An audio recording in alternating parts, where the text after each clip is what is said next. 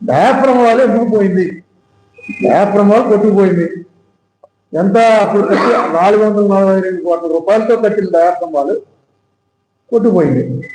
ఇప్పుడు కొత్తది 990 కోట్ల రూపాయలతో కడుతున్నారు. మళ్ళీ కడుతున్నారు. 442 కోట్ల రూపాయల వాల్యూతో కట్టినటువంటి ఒక వాళ్ళు కొట్టుకుపోతే జగన్మోహన్ రెడ్డి గారు ఏం చెప్పాడు? ఎందుకు కొట్టుకుపోయిందంటే వాళ్ళ కన్నాలు మీరేదు, అందుకు కొట్టుకుపోయింది, వాళ్ళు చేసిన తప్పు అని చెప్పి వాళ్ళు జగన్మోహన్ రెడ్డి గారు అసెంబ్లీలో ప్రకటించారు.